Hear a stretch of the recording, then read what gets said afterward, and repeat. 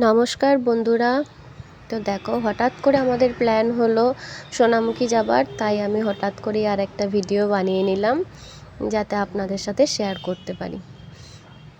তো দেখো, এখানে আমার মেয়ে আজকে মানে সানডে ছিল, ছুটির দিন ছিল, তাই সোনামুখী যাওয়ার প্রোগ্রামটা হলো। তো মেয়েকে এখানে চাপিয়ে দিলাম গাড়িতে, ও দুর্গাপুর গেল পড়তে। তো দিয়ে তারপর তো সারাক্ষণ ফাঁকাই থাকবে, ওই জন্য বললো যে তাহলে চলো ঘুরে আসি সোনামুখী থেকে। কিছু কাজও ছিল, তাহলে সেগুলোও হয়ে যাবে, আর মানে মেয়ে বাড়ি ঢুকতে ঢুকতে আমরাও ফিরে যাব। তো সেই জন্য তাড়াহুড়ো করে বেরিয়ে পড়লাম।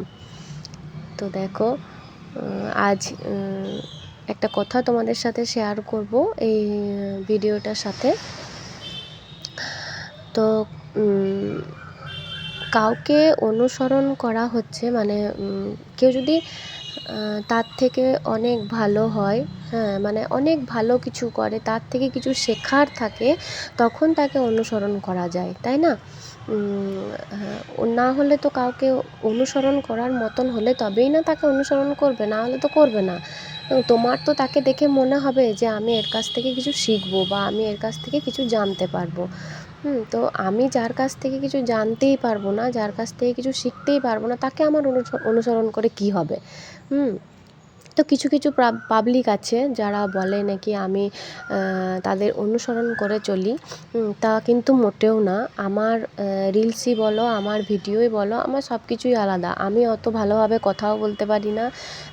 যেটুকু রিলস করি সেটুকু, মানে যেটুকু নিজে মনে হয় যে আমি এটা করলে ভালো হবে, সেটুকুই করি, ব্যাস, আর কিছু না। তো তাদের কি বলতে চাই, অন্যের সাথে হিংসা করে বা অন্য সে কি করছে না করছে সেটা ভেবে কোনো দিনই কিছু হবে না। তুমি তোমার মতন করো, সে তার মতন করবে। এমন তো কিছু না যে আর ইনস্টাগ্রামেই বলো, ফেসবুকেই বলো, যেখানেই বলো, একটা রিলস অনেকজনা করে। সেই জন্যই তো করা হয়েছে, যে যত তাড়াতাড়ি করবে, যে যত আগে আগে করবে, ভিউজ সেরকম হবে। এরপর এমনটা তো না যে তুমি করছো বলে আমি করতে পারবো না, বা আমি করছি বলে তুমি করতে পারবে না, এরকম তো কোনো ব্যাপার না। যে যেটাতে খুশি করতে পারে, সে সে হয়তো তার মতন না করে কিছু অন্যরকম করবে, এটাই হচ্ছে তার মধ্যে যেটুকু প্রতিভা আছে সেটা দেখানোর। তো এরকম অনেক পাবলিক আছে যারা এরকম মনে করে। তো আমি তো অনেক দিন থেকেই করছি, হ্যাঁ, হয়তো প্রফেশনালি করিনি, আগে শখে করতাম, এখনও শখেই করি।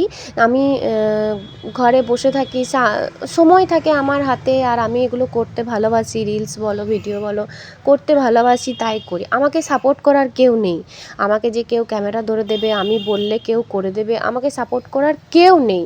আমার ভিডিও এডিট করে মাঝে মধ্যে মেয়েকে সময় হলে মেয়ে করে দেয়, তা নাহলে করে দেয় না। কি করে করবে? ওর তো সারাক্ষণ ব্যস্ত। তো আমাকে সাপোর্ট করার মতন কেউ নেই, তবুও আমি, আমার ভালো লাগে, আমার টাইম পাস হয়, তাই করি। তো এই বিষয়ে কেউ যদি কিছু বলে না, তখন খারাপ লাগে। আর এরকম কারণের জন্যই হয়তো আমার ফেসবুক প্রোফাইলটা রিপোর্ট পড়েছিল, যার জন্য আমার একটুও ভালো লাগেনি। মনে হয় যে এখানে একটু নিজেকে তুলে ধরবো, তার জায়গায় এখানেও মানুষ হিংসা করছে। হিংসা করে কিচ্ছু হবে না, আমি আমার মতন করছি।